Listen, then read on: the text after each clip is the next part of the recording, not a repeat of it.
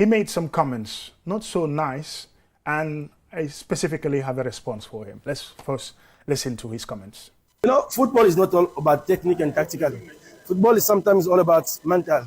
And then what yesterday, I think you were in interview with the coach of Gambia. He said, we are not friends. He's going to bring something happened 6 years ago. You were not even there. And then he's a foreigner coach. So he's supposed to come in Africa, bring peace, not bring fire. Yes. That is important. We play here in Kenya. Kenya lost against us. They never insult our players. They applaud us and our hotel, airport, they help us. So football is not a war. See, that is not so good. So I told my players, I use his words. We have to beat Gambia just because he said those things.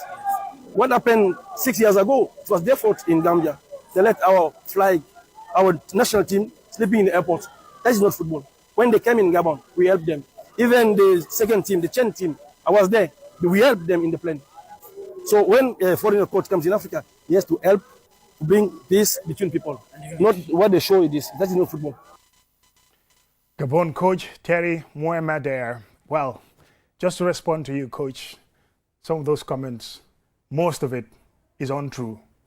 When you're playing against a team like Gabon, obviously you're rivals in football.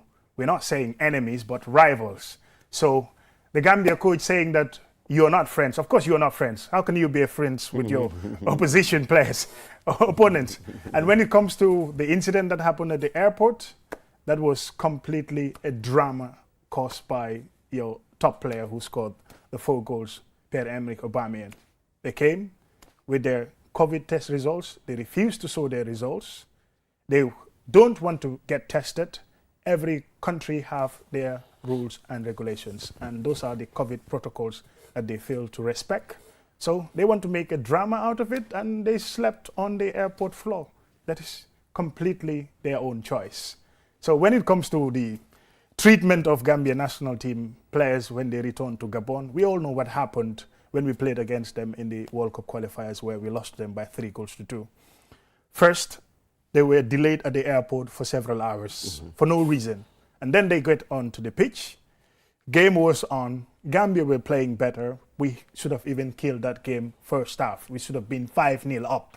Gabon were just no way able to contain the Gambia. 2 goals, and then they pulled one back, 2-1. At 2-1, they decided to switch off the electricity. I will talk about it 100 years. That was a deliberate attempt. That was deliberate. Yeah, that was a deliberate attempt. There was no electricity failure whatsoever. When they decided to do something like that, obviously, this would cause issues between the two nations, footballing-wise. Well, of course, on the pitch. No wonder after the game, we saw some scuffles broke out between players here and there. So say your reaction. I think the coach got it wrong. He could say, of course, football is not about war, it has to bring integration. But first, it was very wrong and very delusional from him to label our coach as a foreigner. Because, how many foreign coaches have worked with Gabon? In fact, they may have 100 foreign coaches. In fact, they've always had foreign coaches. Yes, how many binationals they have? Even Aubameyang himself, he was born in France, nearly played for France and all. So those are things that you cannot just say like that. And I watched the interview of Jonathan, post-match interview. He didn't even make mention of the incidents that had happened. He just said there are certain incidents that have happened that make sure that we are not friends with Gabon. But he just scuffled it. And the way he was saying it with the tone, it was just a friendly tone, and he was just wanting to concentrate on what happens on the pitch. Nothing to do with what had happened before. And for him to come back after the game and say these kind of things, I think it was lack of a gentleman behavior from him. And more importantly, you won against a team. You've already have chances of qualifying to the World Cup. Move on. It was their own bench that came to our bench, started provoking them, and I saw T-Boy very much incensed because one of the coaches attacked him and started saying certain things. That is where the scuffle started, and the same thing happened in Gabon when we went there. I was watching the game, and I was so much incensed with how Aubameyang was treating some of our players, how he was talking to them. Yes, in the first leg. And at one point of time, I was talking to some of my friends. I said, Omar Colley should show more leadership. I think the friendly tone that he was talking with Aubameyang, that was not needed in that particular game, because at one point of time, you have to show fight, you have to show grit, you have to fight for your team. It's not about that friendly smile showing that I'm a gentleman and all. And I'm happy that after the game, the likes of Yankuba Minte and others saw that grit, and they had to defend themselves, because you cannot just defeat us and come to our camp and come to our own bench and start saying certain things. Provoking us. Yeah, and in football, at one point of time, it's about character. All the best footballers in the world, they have some character in them, they have some fight in them, and sometimes you have to unleash it. It's not about, I have to be disciplined, I have to always play by the rules, because that character, that hate to lose that you have, that intense nature that you develop when you lose, that's what makes you win. A winner always have to hate to lose. If you look at Cristiano Ronaldo, if he's losing, he can be incensed. Even many people term Messi as of course, somebody who's very much humble. But look at him against Holland in the World Cup. Yeah, exactly. Sure. He had to show that. Yeah, and look at him in some of the games. He has to even take red card and all. Any top sportsman in this world have to have that hate for losing in him, have to show character and grit in him. And I'm quite happy that the boys showed that, because next time we meet Gabon, or next time we meet another team that we have a little history of, we will do everything not to lose it. I would have been much worried if we just lose, they attacked us and we just back down and say, no, the game is finished and all. We had to defend our camp. We have to show that, well, in as much as you are a bigger footballing nation than us, but we are Gambia as well. We have pride, we love our country, we show some sense of patriotism. And it's quite... not playing at home might not be a bad thing, but imagine if this game was played here in the Gambia. I'm sure Gabon would have not dared do that. And even if they had dared do that, something else could have happened. Maybe we could have been even banned again. So that is one positive of it. But the grit, the fighting spirit that the players showed to defend themselves and defend each other after the game, when they had to move away from their bench and come to our bench, is something that I personally commend. No violence, I'm not commending any violence and all, but sometimes you have to show that grit in you in order to defend yourself. Absolutely, without a doubt. Now let's talk about under-17 football. The Gambia under-17 team are playing in the WAFU Zone A Africa Cup of Nations qualifiers. Is a competition currently ongoing in Mali, and after losing the first game to Guinea-Bissau 2-0, the second game they bounced back in style.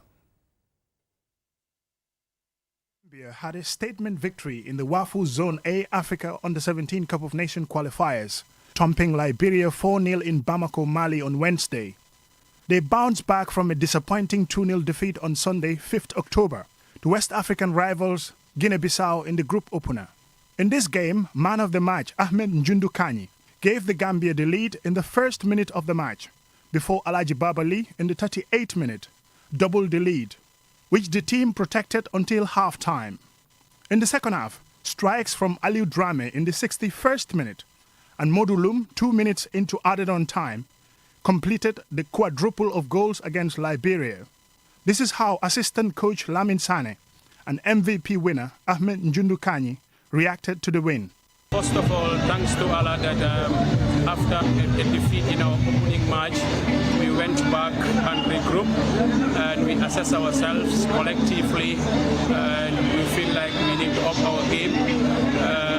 The head coach did a very good job putting the group intact, and I think that paid off.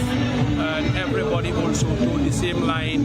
We are all speaking with one voice, trying to look for solutions, and those solutions, that's what happened exactly today. Very happy today with this man of the match. Very grateful.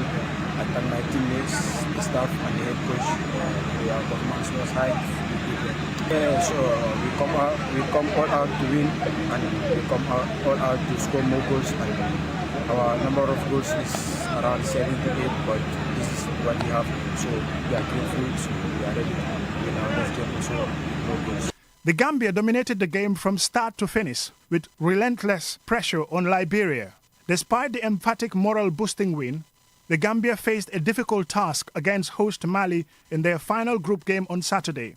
Mali have 4 points from 2 matches.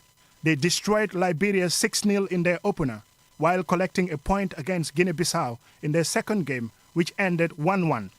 In another development, the Gambia Football Federation (GFF) has said that henceforth the official name for the Gambia Under-17 men's football team is the Scorplings instead of the widely used Baby Scorpions. For the purpose of branding and consistency, they are urging everyone to therefore now refer to the team as the Scorplings. A Scorpling is the correct term for a newborn or young scorpion. So now, henceforth, the name of the team is called Scorplings, not Baby Scorpions. I've never used that time. That Baby Scorpions, No, it doesn't even match with the look of the players. No way. I don't know who came up with that name. But just on a final note, now Jarisu Talents Football Academy is one of the academies making progress by producing some very good players. I visited their academy in Kafuta village. Jarisu Football Talents Football Academy in Kafuta has become a hub for nurturing football talent, welcoming young players starting from just 9 years old.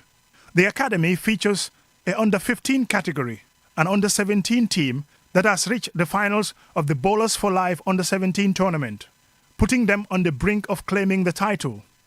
Leading their training sessions is Hamidou Bojang, former Real de Banjul star and Gambia under-20 and under-23. We have been training for a long time, aiming to guide these young players in pursuit of their football dreams. Training sessions are held daily, on weekends, continuing through the weekends and even during holidays. The team is gearing up for the upcoming finals against Seeds Academy of Kiti, set to take place later this month at the Boxbar Mini Stadium in Brikama. During today's session, the players focused on fitness, ball control, and building the passion needed for the big match. Zakaria Bojang is the captain of Jarisu Talents Football Academy. It's a great pleasure and honor for us to be in the finals because we have been working towards this and we have been working towards the tournament. Last year we were knocked out at the final, the under-15. Last year we were knocked out. Final 3-1 we lost, but this year we are coming with full force. That's why we are preparing. Yeah, for sure. We are enjoying here. Here is like, we feel like home here. We are enjoying the training every bit of the session.